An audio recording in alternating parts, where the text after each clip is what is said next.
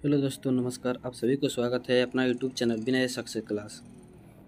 तो दोस्तों, आज हम लोग देखने वाले हैं प्रकाश का परावर्तन, यानी कि फिजिक्स 10th क्लास का चैप्टर नंबर 1 है प्रकाश का परावर्तन, और यह वीडियो दूसरा नंबर है, यानी कि पार्ट 2 है।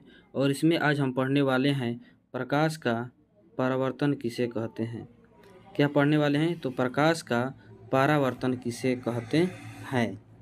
ठीक है दोस्तों, तो ध्यान दिया जाए। उत्तर में, जब प्रकाश की किरणें किसी सतह पर, यानी कि जब प्रकाश की किरणें किसी सतह से टकराकर अपने ही माध्यम में लौट जाती है, तो लौटने के इस घटना को प्रकाश का परावर्तन कहा जाता है। जैसे हम कोई भी लाइट लेकर और यहाँ से फोकस मार रहे हैं यहाँ पर, ठीक है, मार रहे हैं यहाँ पर फोकस कोई भी दर्पण पर या कोई भी पत्थर पर या कोई भी वस्तु पर, और यहाँ से लौट जा रही है, यानी कि यहाँ से आकर और चली जा रही है। यानी कि जब लाइट मार रहे हैं, फोकस मार रहे हैं, तो इसका पार नहीं करती है और यहीं से रिफ्लेक्स होकर चली जाती है। ठीक है, तो इसे ही कहते हैं प्रकाश का परावर्तन। प्रकाश का परावर्तन, इसे ही क्या कहते हैं? प्रकाश का परावर्तन। अब देखिए यहाँ पर समझा जाए, प्राकृतिक के आधार पर परावर्तन सतह कितने प्रकार के होते हैं, व्याख्या करें। और यहाँ पर व्याख्या करना है कि प्राकृतिक के आधार पर परावर्तन कितने प्रकार के होते हैं। किसके आधार पर? प्राकृतिक के आधार पर। ठीक है, तो उत्तर में है प्राकृतिक के आधार पर परावर्तन सतह 2 प्रकार के होते हैं। परावर्तन सतह 2 प्रकार के होते हैं और प्राकृतिक के आधार पर। पहला है नियमित परावर्तन, दूसरा है अनियमित परावर्तन।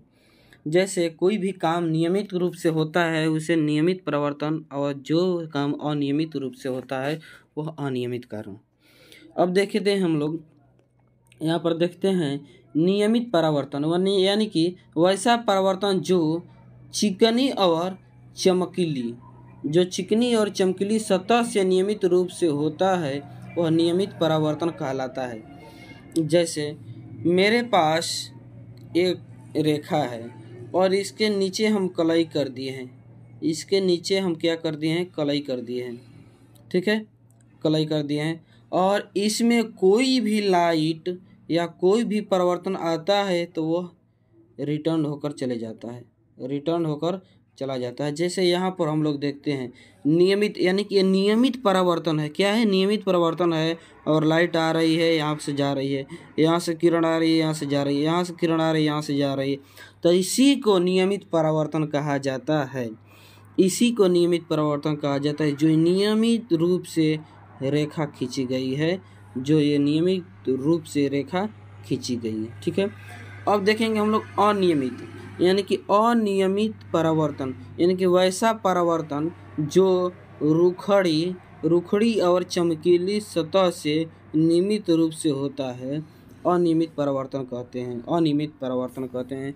जैसे देखा जाए यहाँ पर अनियमित परावर्तन का यहाँ पर एंगल बना दिया गया है, ऐसे ऐसे ऐसे, ठीक है। और कोई भी वस्तु आ रही है इसमें, और यहीं से फिर ये भी वही काम कर रही है, जा रही है, फिर दूसरा आ रही है, फिर दूसरा जा रही है, फिर दूसरा आ रही है, और फिर दूसरा इधर से जा रही है।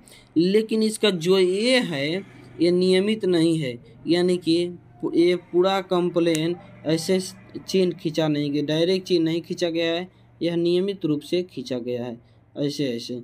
ठीक है दोस्तों, तो ये हुआ अनियमित। अब हम लोग देखेंगे प्रकाश के परावर्तन, यानी कि प्रकाश के परावर्तन। क्या देखेंगे हम लोग? प्रकाश के परावर्तन, ठीक है, किसे कहते हैं, यानी कि प्रकाश के परावर्तन सतह किसे कहते हैं। ये हुआ प्रकाश का परावर्तन। अब हम लोग पढ़ेंगे परावर्तन सतह किसे कहते हैं। तो ध्यान दिया जाए, जिस सतह पर प्रकाश की किरणें आकर अपनी माध्यम से लौट जाती है, उस सतह को ही परावर्तन सतह कहते हैं। जैसे कहते हैं आपतित किरण, यानी कि आपतित किरण किसे कहते हैं। थोड़ा सा ध्यान दिया जाए, आपतित किरण किसे कहते हैं? अब देखिए, परावर्तन सतह पर आने वाली किरण को आपतित किरण कहते हैं।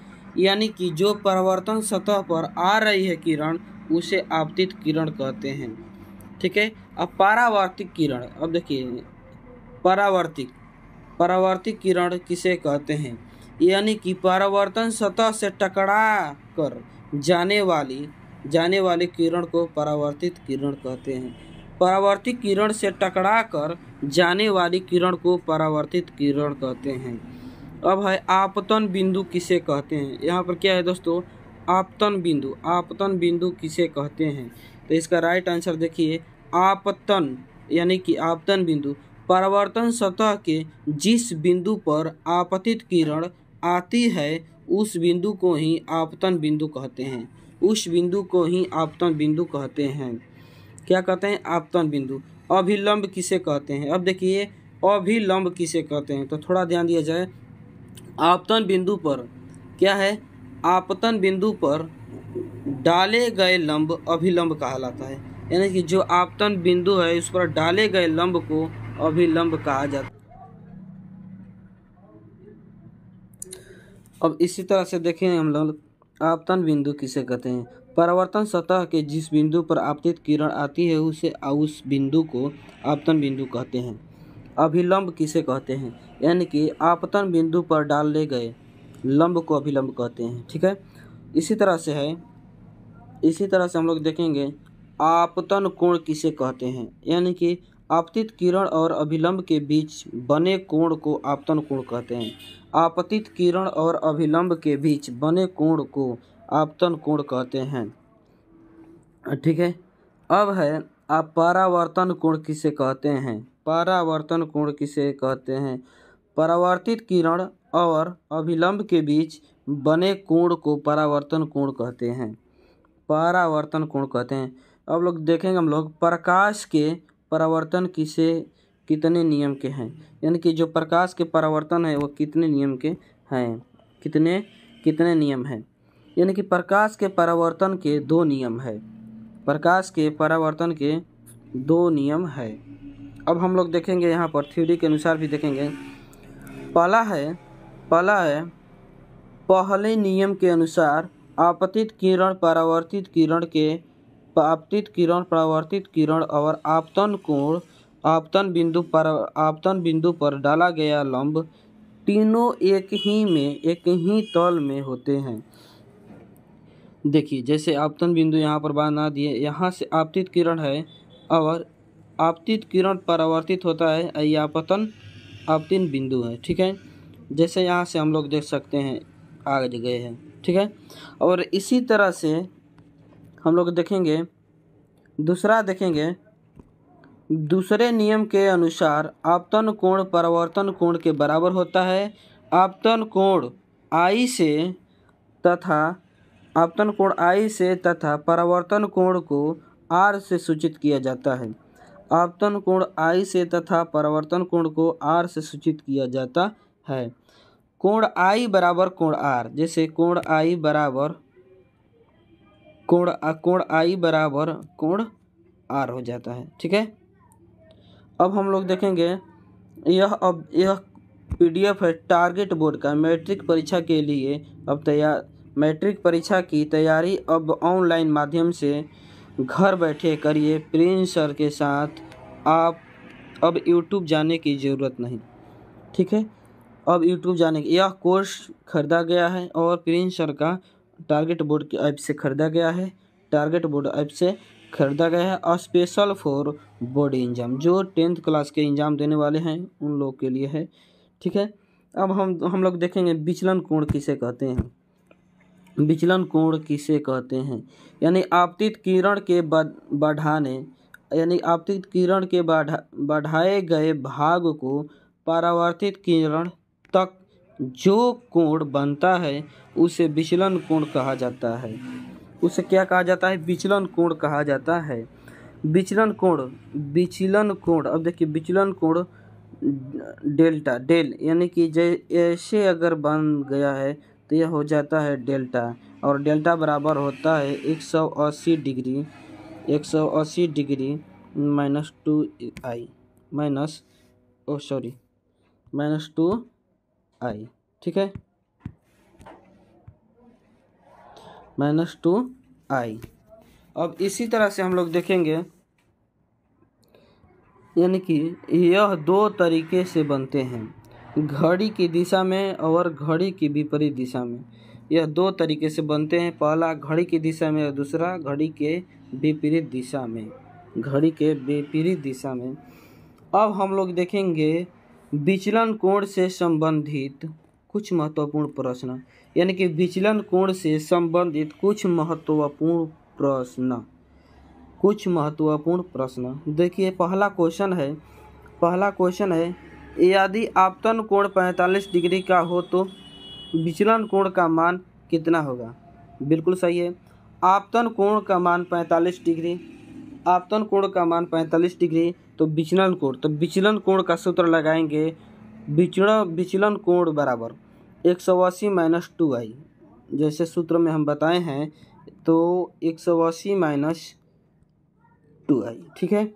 अब यहाँ से हम लोग देखेंगे इसी सूत्र पर सवाल बनेगा, यानी कि विचलन कोण दिया गया है 180 सूत्र है माइनस 2i, ठीक है। अब विचलन कोण देखिए, आपतन कोण दिया गया है तो पहले 180 माइनस में 2i और गुणा इंटू मतलब गुणा जो विचलन के मान 45 डिग्री है, 45 डिग्री रख दिया गया है। अब यहाँ पर देखेंगे हम लोग, देखिए 180 डिग्री बराबर 180 डिग्री माइनस 45 दूना 90 हो जाएगा, ये 45 दूना 90 हो जाएगा 90, और हम लोग देखेंगे 45 गुणा 2 बराबर 90। अब हम लोग देखेंगे 180 माइनस में 90 तो बराबर 90 डिग्री हो जाएगा आंसर। इसी तरह से आप लोग भी इसी टाइप का क्वेश्चन जो दिया गया है सॉल्व कर लीजिएगा। एक यहाँ क्वेश्चन है यदि कोई आपतन किरण परावर्तन सतह से 35 डिग्री के कोण पर आती है तो बताइए कि आपतन कोण और विचलन कोण का मान कितना होगा। बताइए कि आपतन कोण और विचलन कोण का मान कितना होगा। आपतन कोण 90 डिग्री माइनस में 35, अब हम लोग देखेंगे बराबर 55, यानी कि ये हल है आपतन कोण। अब विचलन आपतन कोण का ये सूत्र हो जाएगा। अब विचलन कोण की बात करते हैं तो विचलन कोण का सेम वही सूत्र लग जाएगा और बराबर आप लोग का आंसर यहाँ पर 70 आंसर मिल जाएगा। ओके, इसी टाइप का ये भी क्वेश्चन है और ये भी क्वेश्चन है, ठीक है। आप लोग क्वेश्चन को सॉल्व कर लीजिएगा। अब वो देखिए हम लोग देखते हैं प्रतिबिंब, यानी कि हम लोग पढ़ने वाले हैं आज प्रतिबिंब किसे कहते हैं। यानी कि किसी प्रकाश स्रोत से आ रही प्रकाश की किरणें परावर्तन या अपरावर्तन के बाद जिस बिंदु पर मिलती है या जिस बिंदु पर मिलती है या मिलती हुई प्रतीत होती है, उस बिंदु को उस वस्तु का प्रतिबिंब कहते हैं। उस बिंदु को उस वस्तु का प्रतिबिंब कहते हैं। यह दो प्रकार के होते हैं, वास्तविक प्रतिबिंब और काल्पनिक प्रतिबिंब। पहला है वास्तविक प्रतिबिंब और दूसरा है काल्पनिक प्रतिबिंब। वास्तविक प्रतिबिंब किसी प्रकाश स्रोत से आ रही प्रकाश की किरण परावर्तन या अपरावर्तन के बाद जिस बिंदु पर मिलती है, उस बिंदु को उस वस्तु का वास्तविक प्रतिबिंब कहते हैं। इसे पर्दे पर देखिए, थोड़ा सा ध्यान दीजिए, और इसे पर्दे पर प्राप्त किया जा सकता है, यानी कि इसे पर्दे पर उतारा जा सकता है। वास्तविक प्रतिबिंब को यहाँ पर ऑब्जेक्टिव क्वेश्चन बनता है दोस्तों कि वास्तविक प्रतिबिंब को पर्दे पर उतारा जा सकता है और काल्पनिक प्रतिबिंब को पर्दे पर नहीं उतारा जा सकता है। जैसे देखा जाए, काल्पनिक प्रतिबिंब किसी वस्तु स्रोत से आ रही प्रकाश की किरणें प्रतिबिंब अपवर्तन के बाद जिस बिंदु पर मिलती हुई प्रतीत होती है, उस बिंदु को इस काल्पनिक प्रतिबिंब कहते हैं और इसे पर्दे पर नहीं उतारा जा सकता है और इसे पर्दे पर नहीं उतारा जा सकता है। ठीक है, अब हम लोग देखेंगे थोड़ा यहाँ पर मैटर क्या है, यानी कि इसमें देखेंगे आपतित किरण क्या है। सॉरी, यहाँ पर हम साइड से बना रहे हैं, आप लोग एंगल देख रहे हैं। आपतित किरण क्या है और परावर्तित किरण, यहाँ पर हम कलई कर दिए हैं, ठीक है। अब यहाँ से आपतित किरण आ रही है, यहाँ से जा रही है और ऊपर से आ रही है, ठीक है, आ रही है और यहाँ से डॉट डॉट होकर पार कर देती है, ठीक है। और यहीं से एक यहाँ से सेंटर पर आ रहा है यहाँ पर, ठीक है, और आने के बाद यहाँ कोण बनाता है और यहीं से डॉट डॉट करके निकल जाता है, ठीक है। अब यहाँ से इधर आता है, यानी कि जो इधर वाले परत है वो आते हैं और यहाँ पर समतल दर्पण है। ये क्या है? समतल,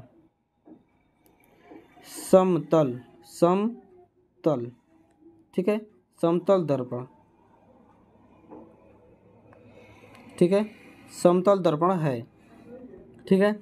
अब देखा जाए यहाँ पर समतल दर्पण है और परावर्तित किरण और यह है आपतित किरण, यानी कि जैसे हम बताए हैं वही है और यहाँ पर समतल दर्पण किया गया है, एंगल वाइज बताया गया है।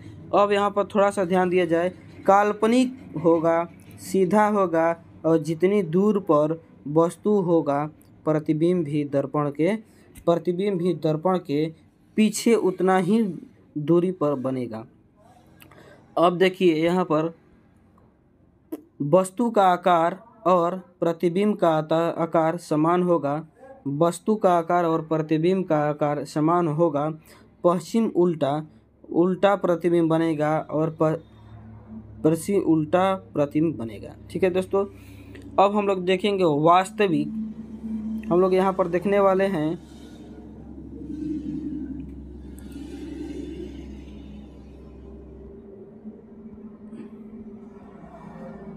वास्तविक प्रतिबिंब और काल्पनिक प्रतिबिंब में अंतर लिखिए। वास्तविक प्रतिबिंब और काल्पनिक प्रतिबिंब में अंतर लिखना है। तो सबसे पहले अंतर लिखने से पहले हम देखेंगे और समझेंगे, यह वास्तविक कटान से बनती है और यह काल्पनिक कटान से बनती है। देखिए, वास्तविक में वास्तविक और काल्पनिक में काल्पनिक, ठीक है, और यह हमेशा उल्टा बनती है और यह हमेशा सीधा बनती है। तीसरा है, यह इसे पर्दे पर उतारा जा सकता है और इसे पर्दे पर उतारा नहीं जा सकता है। चौथा, यह दर्पण के सामने बनता है और इधर चौथा है, यह दर्पण के पीछे बनता है। यही है अंतर, ठीक है, अंतर यही है। अब हम लोग देखेंगे कि विपरीत परिवर्तन किसे कहते हैं। विपरिवर्तन किसे कहते हैं, ठीक है। तो दोस्तों, आप लोग भी इसी तरह से वीडियो में बने रहें और दोस्तों के पास ज़्यादा से ज़्यादा शेयर करते रहिए। और अब अगला वीडियो में जो भी बचा है इसका क्वेश्चन आंसर कराया जाएगा है, थोड़ा थ्योरी भी है, बहुत अभी बचा है, वो भी पढ़ाया जाएगा। तो आप लोग के लिए इतना ही आज, तब तक के लिए जय हिंद, जय भारत। और दोस्तों के पास अपने प्लीज़ लाइक, कमेंट, सब्सक्राइब कीजिए और दोस्तों के पास ज़्यादा से ज़्यादा शेयर करते रहिए, ताकि आप लोग का भी विनय सर इसी तरह से आप लोग का पढ़ाने का मौका मिलता रहे। जय हिंद, जय भारत, लव यू।